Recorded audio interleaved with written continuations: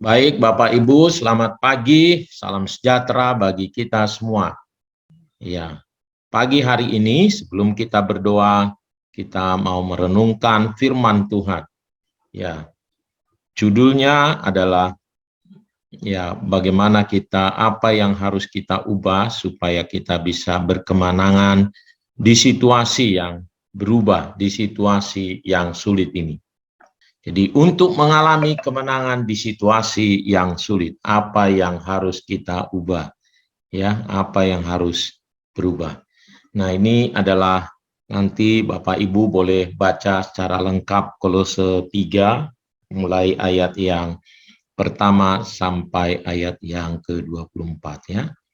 Nah, saudaraku, kalau kita melihat perubahan yang terjadi atas zaman ini,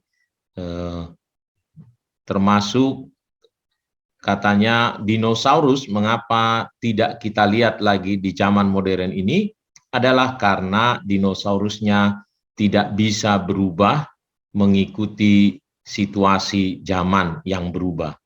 Akhirnya dia menjadi tiada ya, tidak dapat bertahan. Nah, Alkitab menjelaskan saudaraku kalau di Kolose ini karena kita untuk kita bisa mengalami kemenangan bersama Kristus, maka kita juga harus mengalami perubahan-perubahan. Kita harus berubah untuk mengalami kebangkitan Kristus.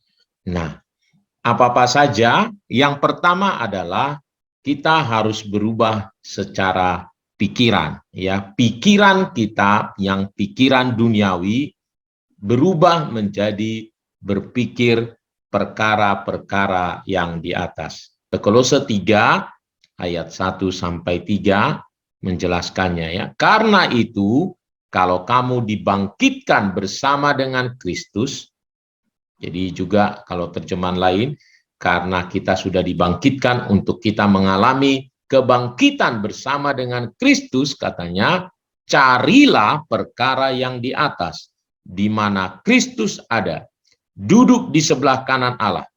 Pikirkanlah perkara yang di atas, bukan yang di bumi. Sebab kamu telah mati dan hidupmu tersembunyi bersama dengan Kristus di dalam Allah. Jadi untuk kita bisa mengalami kebangkitan Kristus, kita harus memikirkan perkara-perkara yang di atas. Mengapa? Karena kita sudah bersama dengan Kristus. Bahkan hidup kita kalau bersama dengan Kristus telah mati dan hidup kita ini tersembunyi. Harusnya yang muncul adalah pikiran-pikiran bersama dengan Tuhan kita, ya. Jadi karena pikiran kita, karena hidup kita ada bersama Kristus di sorga, maka kita harus memikirkan perkara yang di atas dan membiarkan sikap kita ditentukan olehnya. Karena kita sudah bersama dengan Kristus, ya. Kita harus menilai atau mempertimbangkan dan memikirkan segala sesuatu dari sudut pandangan kekekalan dan surga. Nah, tujuan dan sasaran kita adalah mencari hal-hal yang rohani. Itulah yang disebut dengan memikirkan perkara yang di atas. Ya, Bapak Ibu, apa yang membuat banyak orang kalah? Karena yang dia pikirkan adalah pikiran-pikiran yang di bumi ini, yang di dunia ini. Memang kita masih di dunia, kata Rasul Paulus, tetapi pikiran kita, ya, sesungguhnya kita harus memikirkan perkara-perkara yang di atas, karena kehidupan kita bukan lagi di sini. Sebenarnya kita sudah menikmati kehidupan yang kekal. Kita ini warga kerajaan sorga. Hidup kita bukan lagi hidup kita sendiri, tetapi bagaimana Allah kita membiarkan Allah kita itu ya memancar ya dari hidup kita. Nah, yang kedua adalah kita harus menanggalkan manusia lama dan mengenakan manusia yang baru. Jadi harus berubah lagi soal perilaku. Ya. Kolose 3 ayat 8 sampai 10. Tetapi sekarang buanglah semuanya ini. Apa itu? Yaitu marah, geram, kejahatan, fitnah, dan kata-kata kotor yang keluar dari mulutmu. Jangan lagi kamu saling mendustai, karena kamu telah menanggalkan manusia lama serta kelakuannya, dan telah mengenakan manusia yang baru yang terus-menerus diperbaharui untuk memperoleh pengetahuan yang benar menurut gambar haliknya. Ya, Bapak Ibu, ya hari-hari terakhir ini kita sering dipertontonkan dengan dari media sosial, dari televisi gitu ya, betapa orang-orang menunjukkan kemarahannya, kegeramannya, kejahatan, fitnah, bahkan kata-kata kotor. Banyak dusta yang keluar. Nah, saya percaya ini dipertontonkan supaya kita makin memahami bahwa dunia ini, perilaku dunia ini betul-betul adalah perilaku manusia lama, manusia yang berasal dari dunia. Nah, Tuhan mau kita berubah sebagai orang-orang yang mengalami Kristus. Ya, kalau ingin melihat kebangkitan Kristus keluar dalam kehidupannya, kalau dia mau keluar dari semua persoalan-persoalan dunia ini, dia harus mengenakan manusia yang baru. Manusia yang baru yang terus-menerus diperbaharui untuk memperoleh pengetahuan yang benar, katanya, menurut gambar haliknya, penciptanya, menurut gambar Kristus. Ya, karena memang tujuan hidup kita adalah untuk menjadi serupa, segambar dengan Kristus. Kita harus terus berubah, berubah, dan berubah. Jangan lagi kita menahan marah, geram, kejahatan, fitnah, dan terlebih kata-kata kotor, ya, karena perkataan kita harusnya perkataan yang membangun, perkataan yang menjadi berkat. Ya, kita harus menanggalkan semuanya ini. Bagaimana caranya? Menyadari bahwa hidup kita bukan kita lagi. Ya, kalau kita tahu posisi kita, maka kita tahu bahwa kita ada di dalam kerajaan Allah, kerajaan surga, maka kita mestinya kita akan bertindak sesuai dengan tempat kita berada.